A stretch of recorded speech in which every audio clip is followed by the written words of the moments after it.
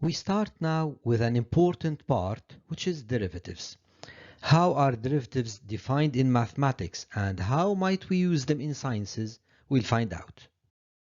Let us assume that y is a dependent variable which is defined as a function of another variable, a primary variable x. We denote that as y equals f of x. By definition, the derivative of a function is the variation of this function relative to the variation of a primary variable in that function, here it is x, over a small interval. We denote derivatives as y prime being dy by dx, or the derivative of y relative to x. This is the limit of delta y by delta x as delta x tends to 0. These notations, when you say y prime or when you say dy by dx, this is widely used in mathematics. However, dy by dx is rarely used in math in secondary classes, but it's widely used in physics. Now both notations are correct. Dy by dx is what's known as Leibniz notation, while y prime is the Lagrange notation. There is another notation we use a lot in physics, which is the dot, y dot being dy by dt. This is the Newtonian notation, which is used mainly when the main variable or the primary variable is time t.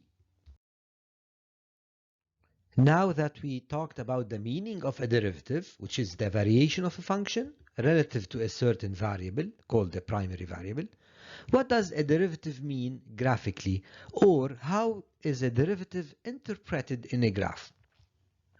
If you have a graph showing y as function of x, joining any 2 points, the ratio delta y by delta x is nothing but the slope of the secant cutting the curve at 2 points of abscissas x1 and x2. So if you take y2 minus y1 over x2 minus x1, or delta y over delta x, you are simply calculating the slope of the secant. So far, nothing new. However, if you assume that delta x now tends to 0, as if x1 and x2 are squeezed towards each other, the secant becomes almost a tangent. In this case, instead of writing delta y by delta x as delta x tends to 0, or delta x is too small, this notation becomes dy by dx. And we call that the derivative of y relative to x at this point. So when delta x tends to 0, the secant almost becomes tangent. The derivative y prime, which is dy by dx, evaluated at a point, and this is denoted as dy by dx at x1 over here, gives the slope of the tangent to the curve at that point. So in general, derivative means variation of y with respect to x. Definitely we mean derivative of y relative to x. When you go graphically, or when you consider a graph, derivative at a point, evaluated at a point, is the slope of the tangent at that particular point. Now, applying what we have seen so far, we will solve application 7, in which we are asked to determine the derivative of each function given the tangent to the curve of that function. In figure 1, you are given line t tangent to the curve at the origin. In the second graph, also the function is c of f, or the graph of f of x. The tangent at 0 is also drawn in red, and here the tangent passes by 2 points. It's up to you to try to solve that, and don't forget, always discuss your answers with your instructor. In addition to the graphical interpretation of derivatives, derivatives can also be used analytically with a function without any graph. What are some basic derivatives that we deal with, whether in mathematics or in sciences and mainly physics? The first table shows the variable y given as in terms of x. The derivative of y is directly a derivative in x. For example, if y is constant, then y prime, or the derivative, is 0. If y equals to x, the derivative is 1. If y equals ax, then y prime equals to a. Here we do not go in the details of how are these derivatives determined because I think you have seen them before. Y equals x squared, y prime becomes 2x.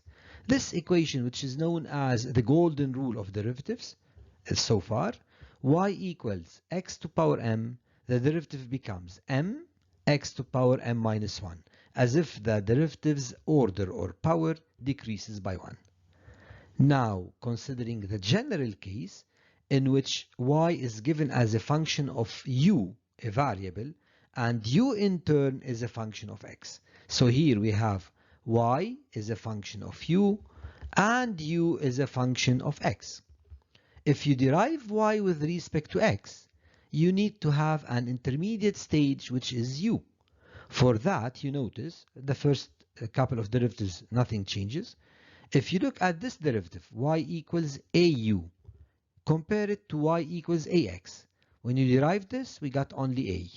But here we will get a multiplied by the direct derivative u prime. Same thing, y equals u squared.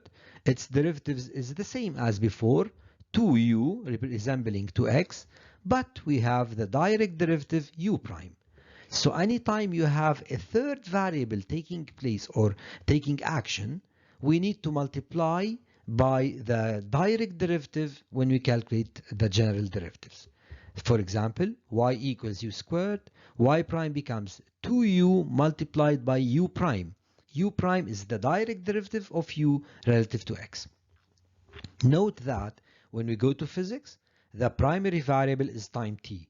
We've talked about this when we discussed the Newtonian notation, but it's worth reminding you over here. So when you write y prime, it is simply dy by dx, by dt, not dx. And when we say x prime, it is dx by dt. Try to solve application 8, which has 7 direct exercises or examples about derivatives of functions.